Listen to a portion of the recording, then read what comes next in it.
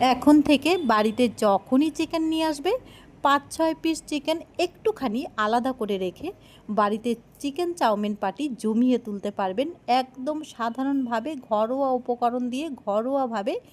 আজকের চাউমিনটা যে একদমই সাদামাটাভাবে তৈরি করেছি ভিডিওটা সম্পূর্ণ দেখলেই বুঝতে পারবেন, সেই জন্য আমার সঙ্গে কিন্তু অবশ্যই থাকতে হবে।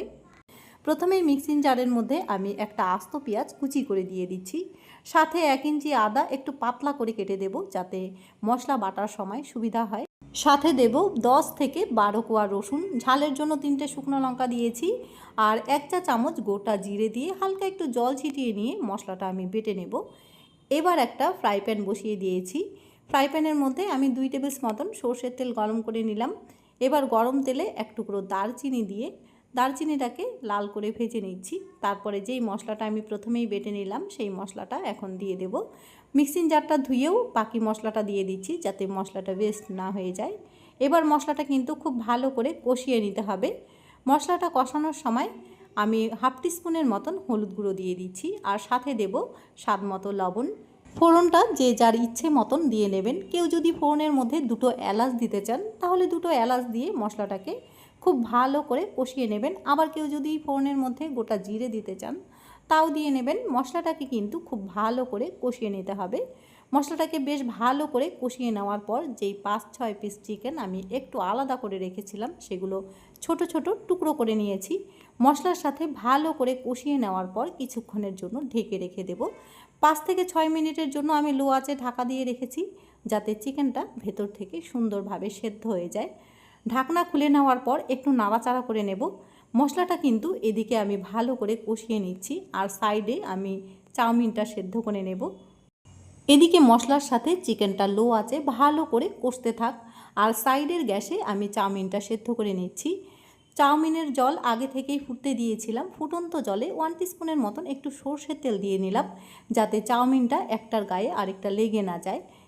এবার ফুটন্ত জলে চাউমিনগুলো দিয়ে নেওয়ার পর একটা কাঁটা চামচ কিংবা একটা চপস্টিক দিয়ে একটু নাড়া দিয়ে দেব যাতে ওপর নিচ ভালো করে সেদ্ধ হয়ে যায়। চাউমিন সেদ্ধ করতে 5 থেকে 6 মিনিটের মতন সময় লাগে। 5 থেকে 6 মিনিটের মতন মিডিয়াম আঁচে সেদ্ধ করে নিলে চাউমিন কিন্তু একদম পারফেক্ট সেদ্ধ হবে। চাউমিনগুলো যতক্ষণ সেদ্ধ হবে আমি একটা চপস্টিক দিয়ে ওপর নিচ করে একটু নেড়ে দেব, এতে করে সেদ্ধ হতে সময় লাগবে না। চাউমিনগুলো আপনারা যদি চান ভেঙে গুঁড়ো করেও নিতে পারেন। এতে করে চাউমিন বানালে চাউমিনটা খেতে সুবিধা হয়। লম্বা লম্বা থাকলে চাউমিনগুলো দেখতে ভালো লাগে কিন্তু বাচ্চাদের খেতে একটু অসুবিধা হয়। চাউমিনগুলো সেদ্ধ করে নেওয়া হয়ে গেছে, একটা ছিদ্রযুক্ত পাত্রের মধ্যে আমি ঢেলে নিয়েছি। এবার হাত দিয়েই নর্মাল জল ছিটিয়ে নেব যাতে একটার গায়ে আরেকটা লেগে না থাকে। একটু জল ছিটিয়ে নিলে দেখবেন ঝরঝরে হয়ে যাবে। ডাইরেক্ট এবার আমি চিকেনের মধ্যে চাউমিনটা দিয়ে নিচ্ছি। এভাবে চাউমিন বানিয়ে নিলে একদম সময় লাগবে না। 10 থেকে 15 মিনিটের মধ্যে চিকেন চাউমিন একদম রেডি হয়ে যাবে। ওপর থেকে একটু স্বাদ মতো লবণ দিয়ে নিতে হবে। আমিও স্বাদ মতো একটুখানি লবণ দিয়ে নিচ্ছি। যতটা পরিমাণ চাউমিনের মধ্যে লবণ লাগবে আন্দাজটা একটু বুঝেই দিতে হবে। এবার চিকেনের সাথে চাউমিনটাকে কিন্তু ওপর নিচ করে বেশ ভালো করে নেড়ে নেব যাতে করে চিকেনের সাথে চাউমিন বেশ ভালো করে মিশে যায়। 1 মিনিটের মতন লো আঁচে জাল করে নেওয়ার পর চিকেনের সমস্ত ফ্লেভার চাউমিনের মধ্যে কিন্তু সুন্দরভাবে ঢুকে গেছে। এখন নামিয়ে নেওয়ার পালা। তবে এখনই কিন্তু নামিয়ে নেওয়া যাবে না, কারণ আরও কিছু ইনগ্রেডিয়েন্টস এর সাথে অ্যাড করতে হবে। আজকের চাউমিনটা আমি বাচ্চা পার্টির জন্য বানাচ্ছি, সেই জন্য ঝালের পরিমাণটাও কম দিয়েছিলাম আর সসের পরিমাণটাও বাড়িয়ে দিচ্ছি। অর্ধেক বাটির মতন দিয়ে নিলাম টমেটো কেচাপ কিংবা টমেটো সস, আর বেশ খানিকটা ধনেপাতা কুচি দিয়ে নেওয়ার পর এখানে আমি অর্ধেকটা লেবু চিপে দেব। বড়দের জন্য চাউমিন বানালে কয়েকটা কাঁচা লঙ্কা কুচি করে দিয়ে নেবেন। আমি কিন্তু এখানে কোনো রকম কাঁচা লঙ্কা কুচি দিচ্ছি না, দিয়ে নিচ্ছি অর্ধেকটা লেবুর রস। লেবুর রস দিয়ে নেওয়ার কারণে চাউমিনের স্বাদ যে ঝড়ের বেগে হু হু করে বাড়তে থাকবে, এটা বাড়িতে তৈরি করলেই আপনারা বুঝতে পারবেন।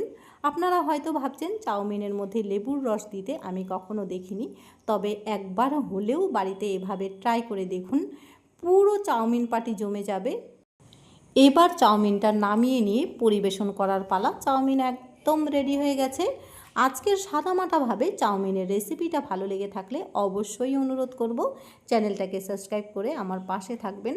আর ভিডিওটা যদি ভালো লেগে থাকে সবার সাথে শেয়ার করে দেবেন। আরেকটি নতুন পর্বে আপনাদের সাথে আমার আবার দেখা হবে। আজকের মতন এখানেই বিদায় নিলাম।